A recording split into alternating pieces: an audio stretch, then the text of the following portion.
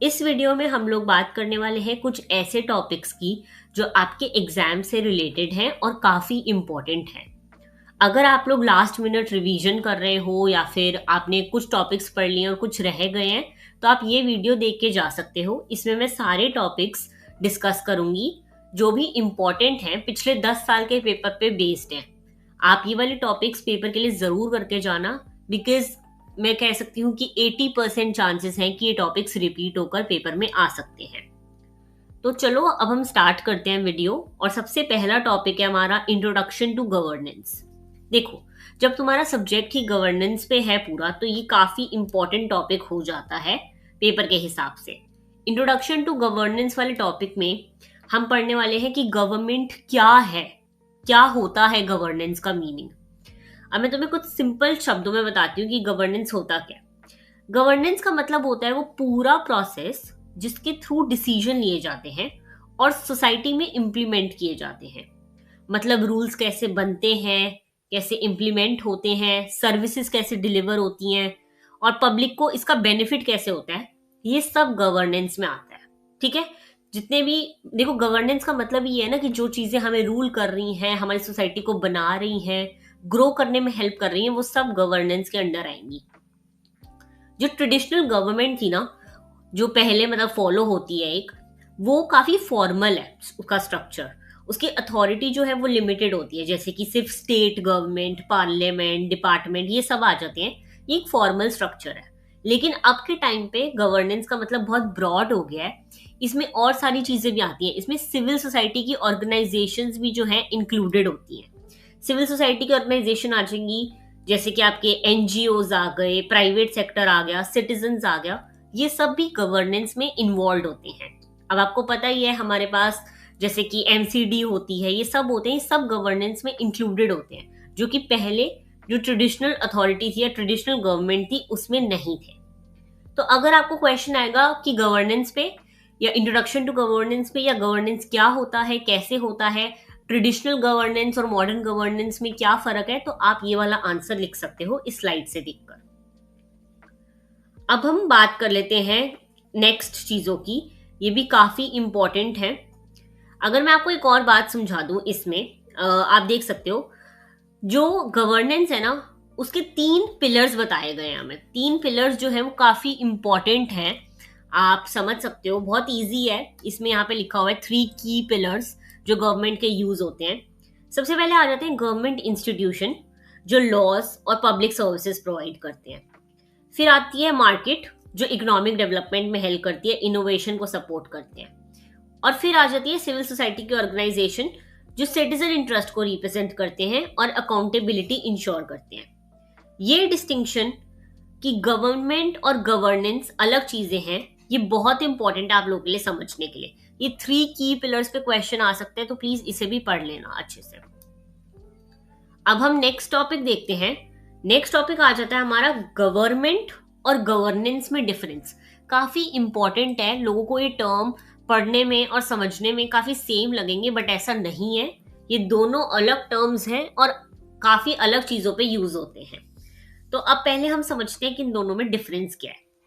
पहले हम समझ लेते हैं कि गवर्नमेंट क्या होता है। देखो, मैं आपको बता दूं, गवर्नमेंट का मतलब होता है एक फॉर्मल अथॉरिटी जो कॉन्स्टिट्यूशनल ने रिकॉग्नाइज कर रखी है। ठीक है, जो हमारे कॉन्स्टिट्यूशन में लिखी हुई है चीजें, वो गवर्नमेंट के अंडर आएगी। जैसे कि एक हायरार्किकल स्ट्रक्चर होता है, एक स्टेप बाय स्टेप स्ट्रक्चर होता है। एग्जीक्यूटिव, एग्जीक्यूटिव में हमारे पीएम वगैरह आ जाते हैं। फिर लेजिस्लेचर होता है, जिसमें हमारी पार्लियामेंट, असेंबली, ये सब आता है। और फिर आता है जुडिशरी, इसमें कोर्ट्स वगैरह आते हैं। तो गवर्नमेंट का फोकस क्या होता है, गवर्नमेंट किस लिए काम करती है, उनका काम होता है लॉ बनाना। ठीक है, उसको एनफोर्स करना, उसको इम्प्लीमेंट करना, ये सब गवर्नमेंट के अंडर आ जाता है। इसमें सारी फॉर्मल अथॉरिटी आती हैं। ये एक हायरार्किकल इंस्टीट्यूशन है। ठीक है, ये लिमिटेड होते हैं इनकी पावर्स, और ये काफी ज्यादा एम्फोसाइज करते हैं पावर और कंट्रोल पे। ये सब आ जाता है गवर्नमेंट के अंदर। लेकिन अब हम गवर्नेंस की अगर बात करना, तो गवर्नेंस एक बहुत ब्रॉड टर्म है। ठीक है, गवर्नेंस में से स्टेट वगैरह के ये सब नहीं आते कि पीएम, सीएम, ये सब नहीं आते। इसमें मल्टीपल चीजें आती हैं, जैसे कि स्टेक होल्डर्स आते हैं, इसमें प्राइवेट सेक्टर आते हैं, एनजीओज आते हैं, सिटीजन आते हैं, इंटरनेशनल बॉडीज आती है, ये सब गवर्नेंस में इंक्लूडेड होती है। तो मैं आपको सिंपल लैंग्वेज में अगर समझाऊं तो गवर्नेंस एक नेटवर्क बेस्ड अप्रोच फॉलो करती है, जहां डिसीजन मेकिंग वर्टिकल नहीं बल्कि हॉरिजॉन्टल होता है, सारे मिलकर डिसीजन लेते हैं, इसमें कोई हायरार्किकल पावर नहीं होता। जैसे गवर्नमेंट में एक हायरार्किकल होता है, सबसे पहले प्रेसिडेंट आएगा, फिर पीएम आएगा, फिर आपके पार्लियामेंट मेंबर्स आएंगे और फिर जुडिशरी आएगा। यहाँ पे ऐसा नहीं होता। गवर्नेंस में सारे मिलके काम करते हैं, सारे एनजीओ, सिटीजन्स, सारे इंटरनेशनल बॉडीज, ये सब मिलके डिसीजन लेते हैं। ठीक है। अब मैं एक और चीज आपको बता दूं, गवर्नेंस जो है वो पार्टिसिपेशन, ट्रांसपेरेंसी और शेयर्ड रिस्पॉन्सिबिलिटी पे फोकस करती है, ताकि जितने भी डिसीजन मेकिंग हो सके उसमें सारे पार्ट ले सके। ठीक है।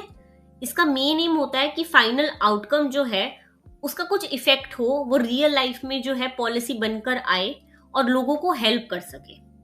तो ये एक बेसिक शिफ्ट को शो करता है, जहां पहले सिस्टम टॉप डाउन था, इसमें आप देख सकते हो कि एक टॉप डाउन अप्रोच है, ऊपर से लेकर नीचे तक हायरार्किकल अप्रोच है। लेकिन अब जो है गवर्नेंस जो है वो एक हॉरिजॉन्टल अप्रोच है, जिसमें सारे जो है कोलैबोरेट करके वर्क करते हैं। ठीक है। अब हम नेक्स्ट पे आ जाते हैं, that is forms and models of governance.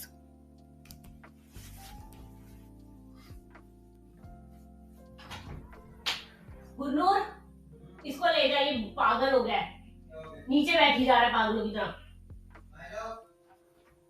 उसको उठा के अपने पास बिठा ले, इसको यार बेड पे बिठा दे। हाँ बैठ गया बेड पे।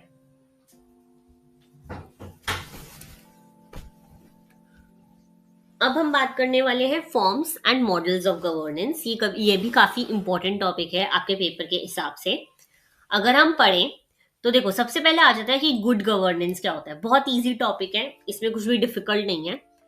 गुड गवर्नेंस, इस मॉडल में गवर्नेंस कायम होता है, यानी कि जो भी आप रूल्स वगैरह लगा रहे हो या फिर जो भी आप काम कर रहे हो वो काफी ट्रांसपेरेंट है, रिस्पॉन्सिव है, लोगों का कंसेंसस है उसमें, इफेक्टिव है, एफिशिएंसी है, अकाउंटेबिलिटी है, हर चीज।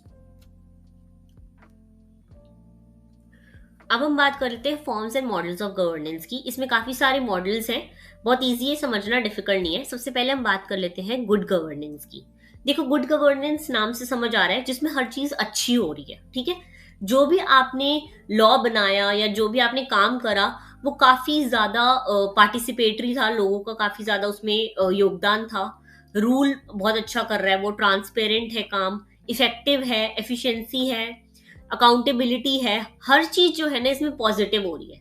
मतलब गवर्नमेंट जो है ना वो सिर्फ डिसीजन नहीं ले रही, बल्कि एक फेयर तरीके से लोगों को इन्वॉल्व करके उनके राइट्स को रिस्पेक्ट करके रूल बना रही है, और जो कि वर्क भी कर रहे हैं। ठीक है।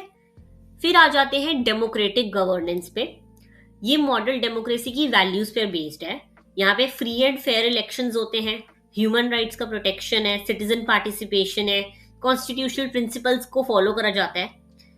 मतलब कि तुम लगा लो जैसे इंडिया में यहाँ पे लोग अपने लीडर को चूज करते हैं, उन्हें एक हक मिलता है कि आप अपने लीडर को चूज करो, और फिर सरकार उनके सामने अकाउंटेबल होती है चीजों को रखने के। मैं आपको बता दूं, गुड गवर्नेंस डेमोक्रेटिक में ये डिफरेंस है कि डेमोक्रेटिक में जरूरी नहीं है जो लॉ बन रहे हो वो सिटीजन के लिए इफेक्टिव हो, या फिर उनका काम हो रहा हो, या फिर वो बहुत अच्छी तरह वर्क कर रहे हो, बट गुड गवर्नेंस में ऐसा होता है। अब हम बात कर लेते हैं तीसरा, दैट इज कॉर्पोरेट गवर्नेंस। ये प्राइवेट कंपनीज के लिए होता है। ये बताता है कि कंपनीज को एथिकली और ट्रांसपेरेंटली कैसे चलाया जाए, शेयर होल्डर अकाउंटेबिलिटी कैसे इंश्योर हो, और इंफॉर्मेशन फेयर तरीके से शेयर हो रही हो। ये कॉर्पोरेट में फॉलो होता है गवर्नेंस का ये वाला मॉडल। अब हम नेक्स्ट बात कर लेते हैं ग्लोबल गवर्नेंस की। ये नेशनल बाउंड्रीज के बियॉन्ड जाकर काम करते हैं। जितनी भी इंटरनेशनल बॉडीज होती हैं, WTO, IMF, UN, ये सारे जैसे मिलकर बड़े बड़े डिसीजंस लेते हैं क्लाइमेट चेंज पर, ट्रेड रेगुलेशन पे, बॉर्डर सिक्योरिटी पे। तो ये सारे ट्रांसनेशनल चैलेंजेस जो है, जो एक नेशन तक लिमिटेड नहीं होती चीजें, जो पूरे वर्ल्ड को इफेक्ट कर रही होती है, उस पे काम करते हैं। तो इसमें आ जाता है ग्लोबल गवर्नेंस। ठीक है। नेक्स्ट है हमारा नेटवर्क गवर्नेंस। इसमें इंटरकनेक्टेड ऑर्गेनाइजेशंस हैं, यानी कि नेटवर्क गवर्नेंस हो गया जो रूट लेवल पे काम कर रही हैं, जैसे कि प्राइवेट कंपनीज, गवर्नमेंट, NGO, ये सारे मिलकर कुछ रिसोर्सेज, इंफॉर्मेशन और डिसीजन मेकिंग शेयर करते हैं, ताकि जो रूट कॉज की प्रॉब्लम है ना वो सॉल्व हो सके। आपने बहुत देखा होगा, बहुत सारे जो भी एनजीओज हैं वो बहुत चीजों में वर्क कर रहे हैं, जैसे कि वुमेन हाइजीन पे, सैनिटरी नैपकिन्स पे। तो ये सारे किससे, सिर्फ एक एनजीओ अपने आप तो नहीं चल सकता ना, तो इसको गवर्नमेंट भी सपोर्ट कर रही होती है, प्राइवेट कंपनीज भी सपोर्ट कर रही होती है, तो इसमें ये नेटवर्क गवर्नेंस आ जाता है। बहुत इजी टॉपिक था, ये डिफिकल्ट नहीं है, ये आपको पेपर के लिए जरूर करके जाना है। नेक्स्ट अगर हम बात करें तो नेक्स्ट है ग्लोबलाइजेशन एंड गवर्नेंस। ये भी इजी है, डिफिकल्ट नहीं है, बहुत आसानी से समझना है इस चीज को। इसमें एलपीजी के बारे में भी बात होगी। ग्लोबलाइजेशन ने ना गवर्नेंस को ट्रांसफॉर्म कर दिया है। अब जो भी एक कंट्री की पॉलिसी होती है ना, वो दूसरी कंट्री को भी इफेक्ट करती है, उनकी मार्केट को, उनके बिजनेस को, सब चीजों को इफेक्ट करती है। जो डिसीजन एक कंट्री में लिया जाएगा वो सबको इफेक्ट करेगा ऑब्वियसली। जैसे कि अभी आप एग्जाम्पल देख सकते हो, यूएस ने ट्रेड रिस्ट्रिक्शंस लगाए, तो वो सिर्फ यूएस तक इफेक्ट नहीं हुआ, उसका इफेक्ट सारी कंट्रीज पे पड़ा, सबको पे ज्यादा करना पड़ रहा है या जो भी है। तो एक डिसीजन जो है वो एक कंट्री तक लिमिटेड नहीं रह गया, वो डिसीजन पूरे वर्ल्ड को इम्पैक्ट करता है। ये आप समझ सकते हो ग्लोबलाइजेशन और गवर्नेंस से। पहला इसमें पॉइंट आ जाता है, देखो, प्राइवेटाइजेशन का। इसका मतलब है कि जो स्टेट ओन्ड एंटरप्राइजेस थी, प्राइवेट सेक्टर के हाथ में देना, जिससे सरकार का डायरेक्ट कंट्रोल कम होता है। प्राइवेट कंपनीज इनोवेशन और कंपटीशन को बढ़ाती है, तो प्राइवेटाइजेशन आ गए। काफी पब्लिक गवर्नमेंट जो भी थी, गवर्नमेंट चीजें थी, कंपनीज थी, उनको प्राइवेट के हाथ में दे दिया गया है। दूसरा आ जाता है हमारा लिबरलाइजेशन।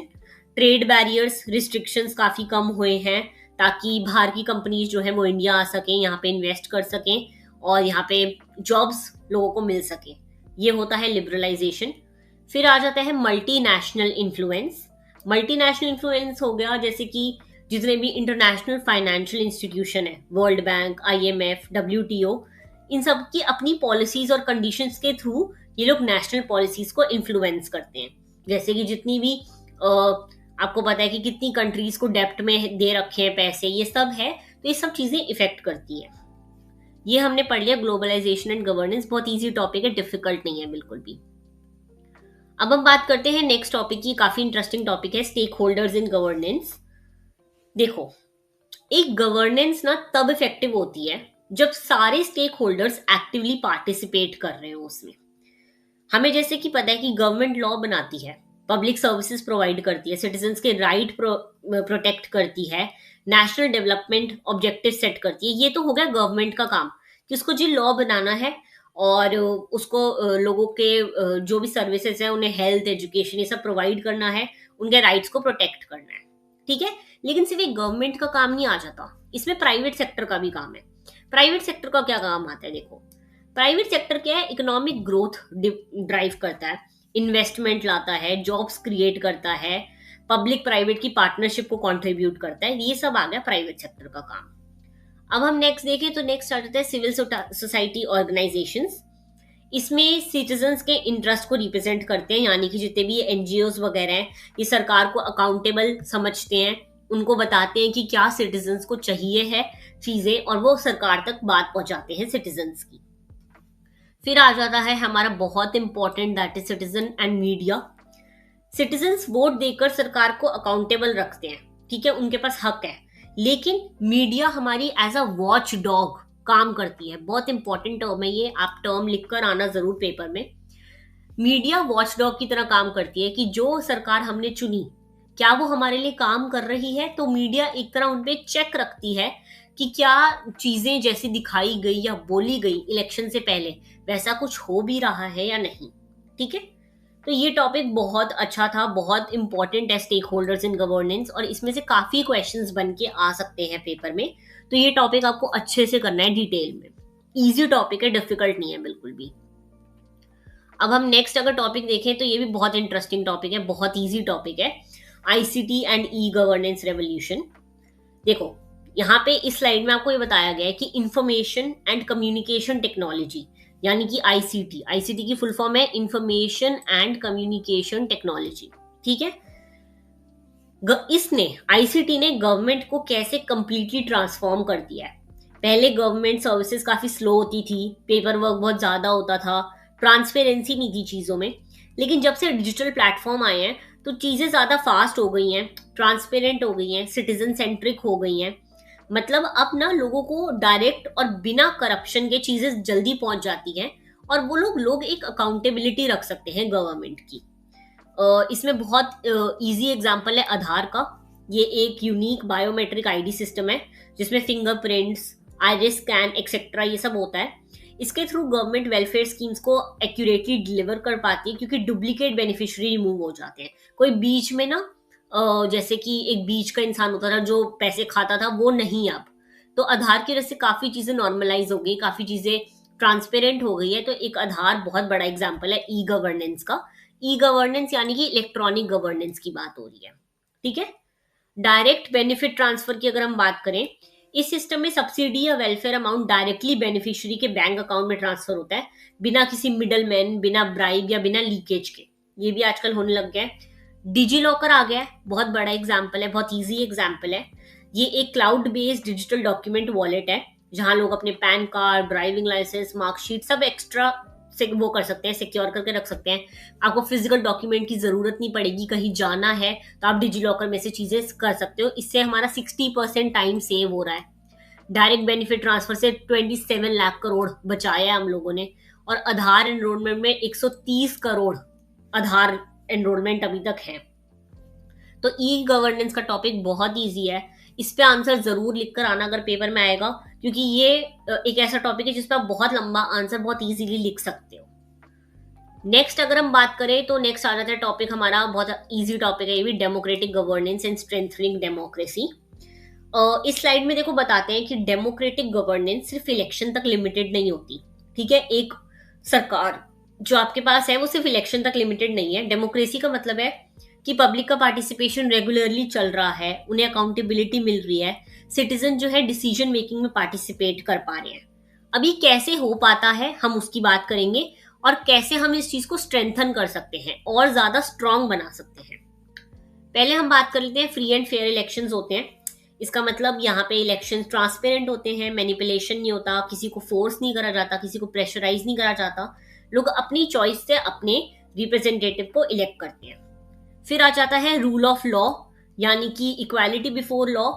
हर लोग जितने भी पावर जिसकी भी है वो सब मेंशन है कॉन्स्टिट्यूशन में, कोई भी उसका गलत फायदा नहीं उठा सकता। फिर आ जाता है हमारा सिटीजन पार्टिसिपेशन। लोग पॉलिसी बनाने में एक्टिवली पार्टिसिपेट करते हैं, पब्लिक डिस्कशंस होते हैं, पब्लिक फोरम्स पे डिस्कशन होते हैं, और फिर जाके एक डिसीजन मेकिंग करी जाती है। अकाउंटेबिलिटी मैकेनिज्म है, जितनी भी हमारी सरकार है या लॉ बने हुए हैं उनको चेक में रखा जाता है। ट्रांसपेरेंसी है, मीडिया है हमारे पास जो चीजों को चेक में रखती है। डिसेंट्रलाइजेशन, एक ही बंदे के हाथ में सारी पावर नहीं है, हर एक को पावर अलग अलग बांटी गई है और वो अपनी पावर का मिसयूज नहीं कर जाता। जैसे कि स्टेट के पास अलग पावर है, लेकिन आप देखो तो एमसीडी के पास अलग है, विलेज में पंचायत के पास अलग पावर है। तो सबको पावर को डिवाइड करा गया है, किसी एक के हाथ में सारी पावर नहीं दी गई है।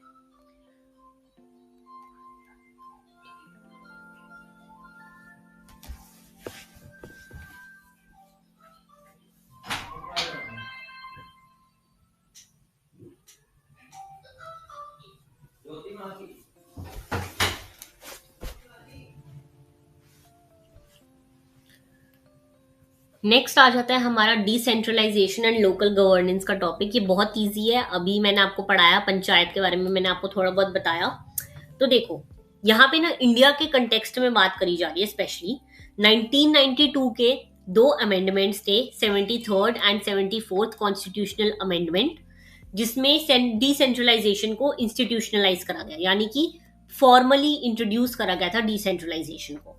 देखो 73rd जो अमेंडमेंट आया था इसमें रूरल गवर्नेंस और पंचायती राज पे बात करी हुई थी, और जो 74th कॉन्स्टिट्यूशनल अमेंडमेंट आया उसमें अर्बन गवर्नेंस और म्यूनिसिपल बॉडीज की बात करी गई थी। अब देखें तो लोकल गवर्नमेंट को पावर और रिस्पॉन्सिबिलिटी असाइन किए गए थे। जो भी लोकल गवर्नमेंट यानी कि पंचायत और एमसीडी, इन सबको पावर वगैरह दी गई। उसमें पावर क्या आ जाती है, फंक्शंस जो हम देख रहे हैं। देखो पावर आ जाती है local economic development planning, basic services, पानी सप्लाई, सैनिटेशन, स्ट्रीट लाइट, ये सब। प्राइमरी एजुकेशन और हेल्थ केयर पे बात करी गई थी। पावर्टी एलिवेशन प्रोग्राम्स के बारे में बात करी गई है, और लोकल मार्केट रेगुलेशन, यानी कि मार्केट में क्या प्राइसेस रहेंगे उस सब पे। इस सब का जो भी पावर था वो हमारा लोकल गवर्नेंस को दिया गया। लेकिन इसके काफी चैलेंजेस भी थे, काफी प्रॉब्लम्स भी आई इसमें। एक तो प्रॉब्लम थी कि फंड नहीं थे इनके पास ज्यादा, ठीक है। इलेक्टेड रिप्रेजेंटेटिव जो उनको इतना पढ़े लिखे नहीं थे, तो उनको टेक्निकल नॉलेज नहीं थी चीजों की। स्टेट का इंटरफेरेंस काफी ज्यादा था, सिटीजन्स का रोल कम हो गया था इस चीज में। और यहाँ पे एडमिनिस्ट्रेटिव ट्रांसफर नहीं था, क्योंकि एक कोई इंस्टीट्यूशन बना नहीं ऐसा, ठीक है, सिर्फ बोल दिया गया था। लेकिन इसके चैलेंजेस होने के बावजूद भी इंडिया में 30 लाख से ज्यादा इलेक्टेड रिप्रेजेंटेटिव लोकल बॉडीज काम कर रही हैं, जो ग्रास रूट डेमोक्रेसी को सपोर्ट करती हैं। बहुत इजी टॉपिक है, बहुत अच्छा टॉपिक है, काफी क्वेश्चन आने के चांसेस हैं इसमें से। अब हम नेक्स्ट बात कर लेते हैं corporate governance and CSR। Easy topic है ये भी, हमने कॉर्पोरेट गवर्नेंस पहले पढ़ा था। कॉर्पोरेट गवर्नेंस बताते हैं कि कंपनीज एथिकल और ट्रांसपेरेंट तरीके से ऑपरेट करें, बोर्ड अकाउंटेबिलिटी रखे। अब बोर्ड अकाउंटेबिलिटी क्या होती है? बोर्ड अकाउंटेबिलिटी का मतलब है बोर्ड ऑफ डायरेक्टर जो है वो रिस्पॉन्सिबल होते हैं शेयर होल्डर के इंटरेस्ट के लिए। इंडिपेंडेंट डायरेक्टर्स और ऑडिट कमेटी इंश्योर करती है कि फाइनेंशियल ट्रांसपेरेंसी हो और कोई फ्रॉड ना हो। जैसे कि कंपनी में बोर्ड होता है पूरा, वो इंश्योर करते हैं कि चीजें सही से चलें और किसी का भी नुकसान ना हो, इतना कि उसको ज्यादा प्रॉब्लम झेलनी पड़े। नेक्स्ट आ जाती हैं एथिकल प्रैक्टिसेस। एथिकल प्रैक्टिसेस में आ जाता है कि कंपनी के अंदर कोड ऑफ कंडक्ट फॉलो होता है, विसल ब्लोअर पॉलिसी होती है, करप्शन फ्री कल्चर है। स्टेक होल्डर राइट्स की बात करें तो सबके प्रोटेक्ट करे जाते हैं राइट्स, जितने भी इंप्लॉइज हैं, कस्टमर्स हैं, उनको एक फेयर ट्रीटमेंट मिलता है, ठीक है। अगर हम CSR की बात करें तो CSR में आ जाता है कॉर्पोरेट सोशल रिस्पॉन्सिबिलिटी। काफी इंपॉर्टेंट टॉपिक है, क्वेश्चन आ सकता है इस पर, लेकिन ईजी है ये टॉपिक, ध्यान से समझना। एक ना कंपनीज एक्ट आया था 2013 में, जिसने इंडिया को एक ऐसा देश बनाया, पहला ऐसा देश बनाया जहां CSR स्पेंडिंग लीगली मैंडेटरी हो गई। यानी कि कंपनीज को अपने एवरेज नेट प्रॉफिट के 2% सोशल वेलफेयर एक्टिविटीज पर स्पेंड करना होगा। यानी कि एक कंपनी जितना भी कमा रही है प्रॉफिट, उसके 2% को ना उसको सोशल रिस्पॉन्सिबिलिटी पे स्पेंड करना पड़ेगा। और इसमें देखो 50 करोड़ नेटवर्थ थ्रेशोल्ड बोला गया था कि 50 करोड़ से आप ऊपर नहीं जाना आपको, और ऐसा 15,000 कंपनियां कर रही हैं एट प्रेजेंट। तो ये होता है कॉर्पोरेट सोशल रिस्पॉन्सिबिलिटी। अब हम नेक्स्ट टॉपिक अगर देखें तो नेक्स्ट आ जाता है accountability, transparency and sustainable governance. Easy topic है, डिफिकल्ट नहीं है, ध्यान से समझना चाहिए। देखो, गुड गवर्नेंस की फाउंडेशन है अकाउंटेबिलिटी और ट्रांसपेरेंसी। अगर एक आपको गुड गवर्नेंस वाला मॉडल फॉलो करना है तो इसमें अकाउंटेबिलिटी होनी चाहिए और ट्रांसपेरेंसी होनी चाहिए। इसमें 4 चीजें बहुत इंपॉर्टेंट होती है। एक तो सिटीजन का कैरेक्टर, सिटीजन चार्टर ये डिफाइन करता है कि किसी गवर्नमेंट सर्विसेज के लिए टाइम लिमिट क्या होगी, ठीक है। यानी कि अगर कोई डिसीजन लिया गया है किसी के हक में, तो कितने टाइम में वो प्रोसेस होगा, और अगर हम कोई प्रॉब्लम एड्रेस कर रहे हैं तो हमें कब तक उसका जवाब मिलना चाहिए। इसमें राइट टू इंफॉर्मेशन एक्ट आया, जिसमें आप गवर्नमेंट से कोई भी इंफॉर्मेशन डिमांड कर सकते हो, करप्शन कम होता है इससे। फिर सोशल ऑडिट आए, यानी कि सरकार जो भी पैसा जहां भी स्पेंड कर रही है उसके बारे में सब कुछ बताएगी अपने सिटीजन्स को। मीडिया विजिलेंस आया, फ्री प्रेस है हमारे यहाँ पे, 4th पिलर ऑफ डेमोक्रेसी कहा जाता है प्रेस को, क्योंकि ये चीजों को चेक में रखती है और सिटीजन्स को इन्फॉर्म रखती है जो भी चल रहा हो देश में उससे। लास्ट पार्ट आ जाता है linking governance with sustainable development. इसका मतलब देखो क्या है, यहाँ पे बात करी गई है कि जो यूनाइटेड नेशन है उसने काफी सारे सस्टेनेबल डेवलपमेंट के गोल्स स्पेसिफाई करे थे। देखा जाए तो कुछ 16 गोल्स हैं, उसमें काफी सारी चीजें बताई गई थी, peace, justice, inclusive institution, health और पावर्टी, इस सबसे रिलेटेड बात करी गई है। तो अगर हम एक गुड गवर्नेंस की बात करें ना, तो वो जो गुड गवर्नेंस होगी वो सारे जितने भी SDG गोल्स है ना वो फॉलो कर रही होगी। ये जितने भी SDG गोल्स UN ने बनाए हैं इसको फॉलो करेगी, और बिना किसी लॉन्ग टर्म पॉसिबिलिटी के या फिर बिना किसी लॉन्ग टर्म एक जवाबदेही के हमें वो चीजें फॉलो करेगी हमारी गवर्नमेंट, जो गुड गवर्नेंस के अंडर होगी। अब देखो, ये टॉपिक इतने डिफिकल्ट नहीं है, मैंने सारे टॉपिक आपको थोड़ी सिंपल लैंग्वेज में समझा दिए हैं। तो आपको ये टॉपिक्स पेपर के लिए जरूर करके जाने हैं, और इसके अलावा कोई भी टॉपिक अगर आपको समझना हो तो आप नीचे कमेंट कर सकते हो, और अगर आपको ये वाली पीपीटी चाहिए हो तो इसके लिए भी नीचे कमेंट कर देना। ये सारे ऐसे टॉपिक हैं जिसके एग्जाम में आने के बहुत चांसेस हैं, तो इनको अच्छे से करके जाना। All the very best for your exam tomorrow. अगर हो सका तो मैं एक और वीडियो डाल दूंगी जिसमें मैं सारा सिलेबस शॉर्ट में रिवाइज कर दूंगी, लेकिन तब तक के लिए ये सारे टॉपिक्स पेपर के लिए जरूर करके जाना। All the very best for your BPAG 172 exam. मिलते हैं नेक्स्ट वीडियो में। कोई भी प्रॉब्लम हो तो आप लोग नीचे मेरे से कमेंट्स में पूछ सकते हो। Thank you.